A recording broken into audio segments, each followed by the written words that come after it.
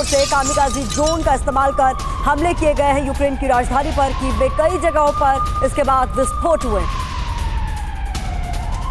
तो ये तस्वीरें आप देख रहे हैं यूक्रेन की राजधानी कीव की, जहां पर रूस की ओर से कामिकाजी ड्रोन का इस्तेमाल कर बड़े स्तर पर हमला किया गया।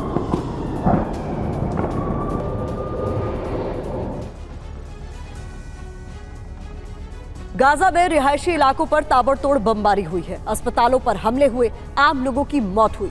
दुनिया ने गाजा के लोगों को चीखते, चिल्लाते और तड़पते देखा। दुनिया के कई देशों से इस कत्लेआम को लेकर विरोध प्रदर्शन हुए और इस सब के लिए इजरायल के साथ अमेरिका को भी कसूरवार ठहराया गया। अमेरिका की इस बदली हुई छवि ने ही पुतिन को नई रणनीति दे दी है। पुतिन समझ चुके हैं कि अब यूक्रेन में अगर आम लोगों की मौत हुई तो अमेरिका को गाजा पर आईना दिखाया जा सकता है। यही वजह है कि अब रूस ने आम लोगों की परवाह किए बगैर हमलों की शुरुआत कर दी है। पुतिन ने युद्ध का स्ट्रेटेजिक साइन भी बदल दिया है।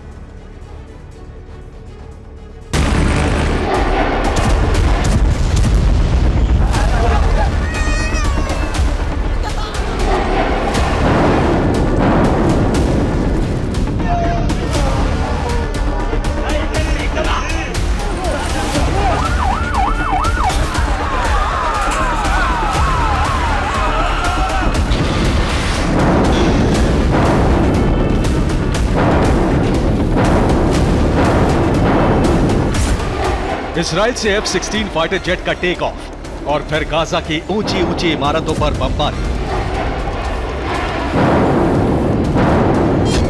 रिहायशी इमारत, स्कूल, अस्पताल, इजराइल को जहां भी हमास के ठिकाने का सुराग मिला वो जगह राख के बवंडर से घिर गई।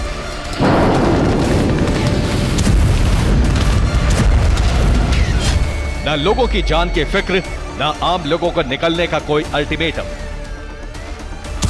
अमेरिका के दोस्त ने जब जहां चाहा हमला कर दिया। लोगों की चीख पुकार, ये बेतहाशा भागते लोग, आंखें नम करने वाली ऐसी तस्वीरें पूरी दुनिया ने देखी। और ये सब पुतिन भी देख रहे थे। अमेरिका और इजराइल को लेकर दुनिया के कई देशों में प्रदर्शन हुए, लेकिन अमेरिका ने इजराइल को नहीं रोका। अब यूक्रेन में भी ऐसा ही हो सकता है। पुतिन भी यूक्रेन में अब ऐसी ही तबाही मचा सकते हैं जैसी गाजा में मची है। पुतिन ने भी अपनी सेना को बेफिक्र होकर यूक्रेन पर हमले का आदेश दे दिया है। नई रणनीति को लेकर दावा है कि रूस अब यूक्रेन के रिहायशी इलाकों पर भी हमला करेगा। यूक्रेन के लोगों को एक बड़ा इलाका खाली करने का अल्टीमेटम दिया जाएगा। गाजा की तरह ही रूस भी यूक्रेन में बफर जोन बना सकता है।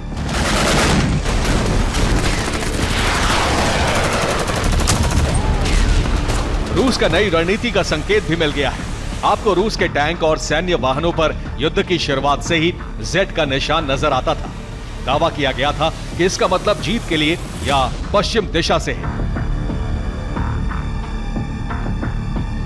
लेकिन अब रूस ने अपने सैन्य वाहनों और टैंकों पर ट्रायंगल बनवा दिया है। इस ट्रायंगल को लेकर भी कई तरह के दावे किए जा रहे हैं।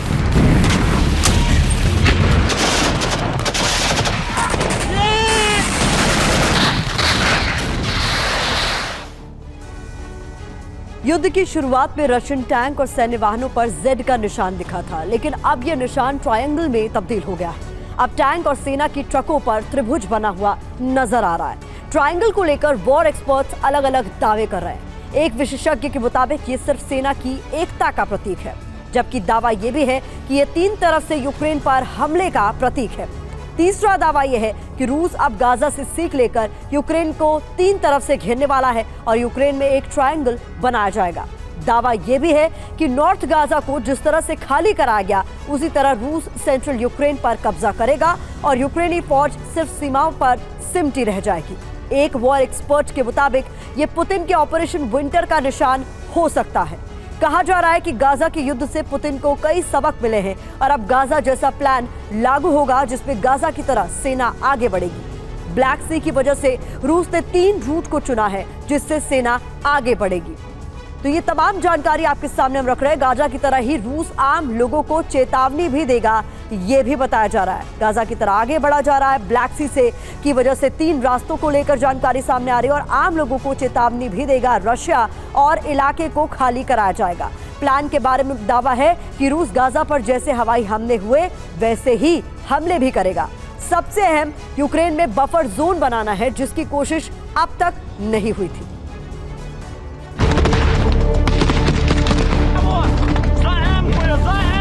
इजराइल के प्लान से पुतिन को भी नई रणनीति मिली है। पुतिन की सेना अब तक यूक्रेन की आर्मी से लड़ रही है,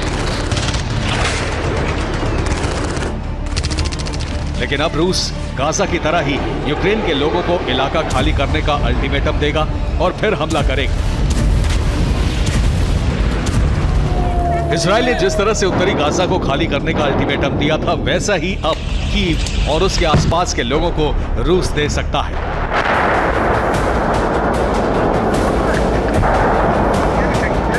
जल्द से जल्द जीत हासिल करने के लिए रूस ने भारी और घातक हथियारों का इस्तेमाल करने का फैसला लिया है। रूस अब क्लस्टर बम का अधिक इस्तेमाल करेगा। थर्मोबैरिक हथियारों का इस्तेमाल होगा। स्कंदर मिसाइलों से हमले तेज किए जाएंगे। केमिकल हथियारों का इस्तेमाल भी किया जाएगा।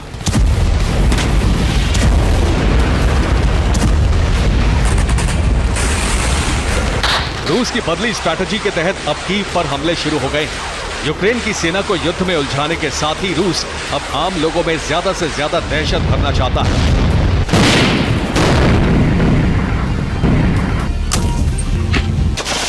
ताकि रूस से अब किसी इलाके को खाली करने का फरमान जारी हो, लोग सरकार और सेना की बात भी न माने। इसके लिए रूस थर्मोबैरिक बम से हमले करने वाला है।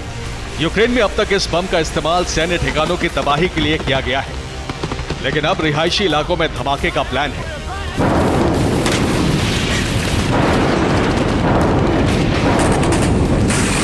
ये हवा में ऑक्सीजन खत्म कर देता है। इसे सबसे घातक गैर परमाणु हथियार माना जाता है। बम 44 टन TNT की ताकत वाला धमाका करता है। बम को रॉकेट की तरह लॉन्च किया जा सकता है।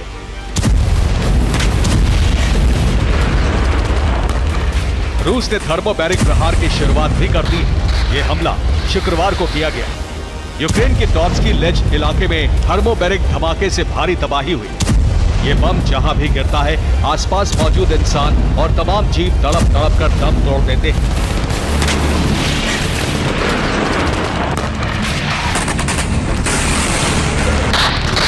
मल्टीपल रॉकेट लॉन्चर इस्तेमाल की वजह से थोड़ी थोड़ी दूरी पर एक साथ कई थर्मोबैरिक बम गिराए जा सकते हैं और एक बहुत बड़े इलाके में मौजूद सैनिकों को मारा जा सकता है। क्लस्टर बम और केमिकल हथियारों के इस्तेमाल से भी रूस यूक्रेन के लोगों को डराने के प्लान पर काम कर रहा है। रूस ने अपनी सेना को कवच देने के लिए जगह जगह टोर M2 एयर डिफेंस सिस्टम को तैनात कर दिया है। ये यूक्रेन के ड्रोन के लिए काल साबित हो रहे हैं।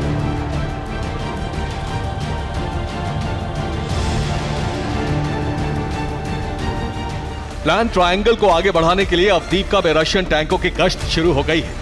रूस इसी तरह अब यूक्रेन के तमाम इलाके पर कब्जे की कोशिश में है।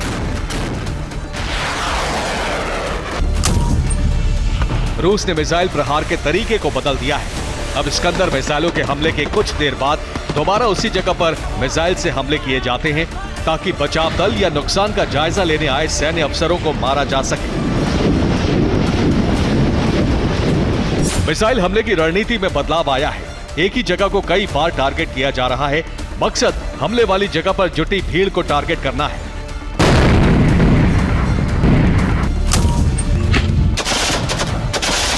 इससे पहले रूस की मिसाइलें जिस जगह पर गिरती थी, वहां दोबारा हमला करने की जगह सेना किसी दूसरी जगह को टारगेट करती थी, लेकिन अब एक ही जगह पर समय के कुछ अंतराल पर हमले हो रहे हैं।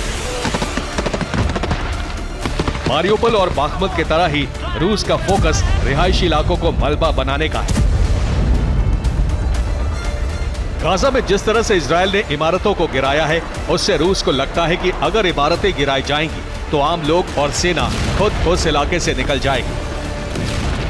गाजा की तरह ही रूस की सेना अब जमीन के रास्ते आगे बढ़ रही है और हवाई हमले तेज कर दिए गए हैं। कीव पर भी रूस ने ड्रोन हमले की शुरुआत कर दी है। शुक्रवार को कीव के आसमान में कई ड्रोन नजर आए, लेकिन एयर डिफेंस ने रूस के ड्रोन को हवा में ही नष्ट कर दिया। रूस की रणनीति से आशंका है कि अब यूक्रेन में भी गाजा की तरह ही सिविलियंस की मौत का आंकड़ा तेजी से बढ़ने वाला है। Report TV9 Bharat.